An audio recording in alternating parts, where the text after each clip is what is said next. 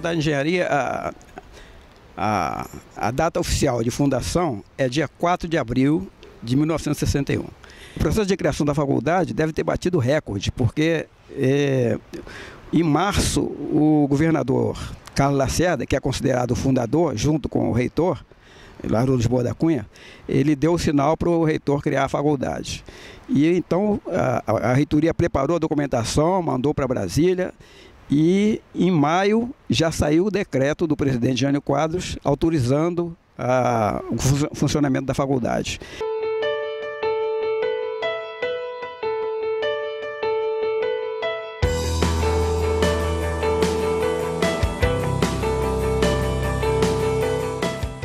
No início da faculdade, o regime era regime seriado. Então, o aluno que não passasse em alguma dependência, ficava em algumas disciplinas, se tornava dependente e no ano seguinte pagava aquelas disciplinas.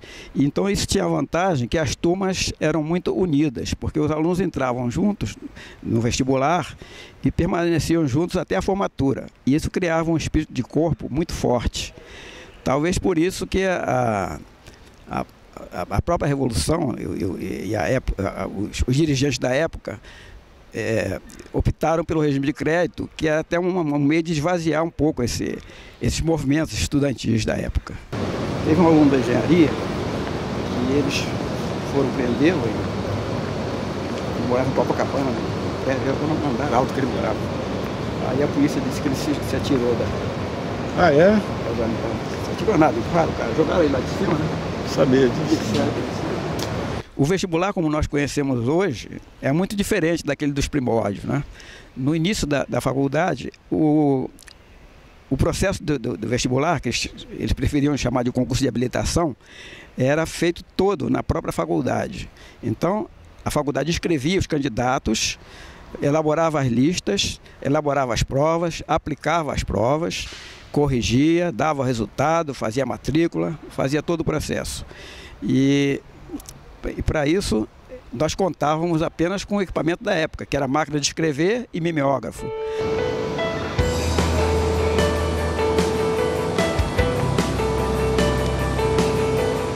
As provas eram todas discursivas, e então os professores tinham que corrigi-las com um prazo curto, porque os alunos precisavam do resultado para poder prosseguir nas outras provas. Então era comum os professores que corrigiam as primeiras provas de matemática, física, virarem a noite corrigindo provas. Tivemos até um caso do professor Coscarelli, que foi o professor número 1 da faculdade, porque deu a primeira aula do primeiro dia.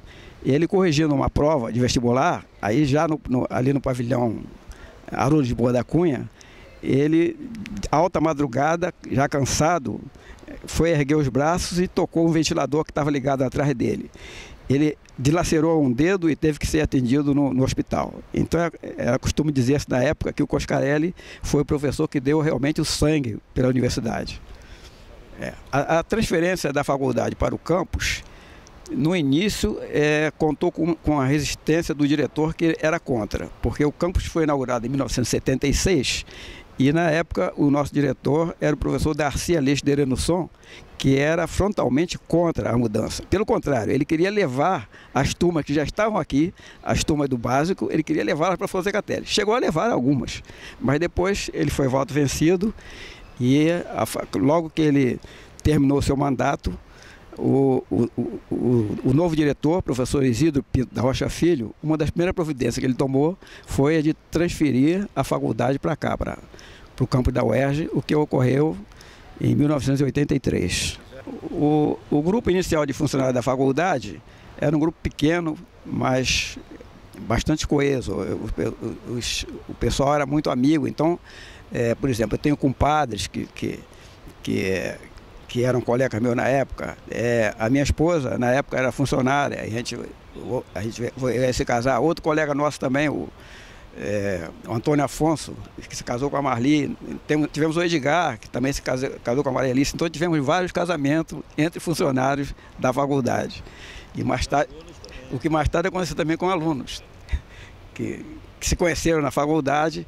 Então a faculdade tinha esse lado também afetivo, As festas da faculdade, as festas de Natal e as festas de aniversário eram muito concorridas e realmente eram motivo de grande alegria para todos.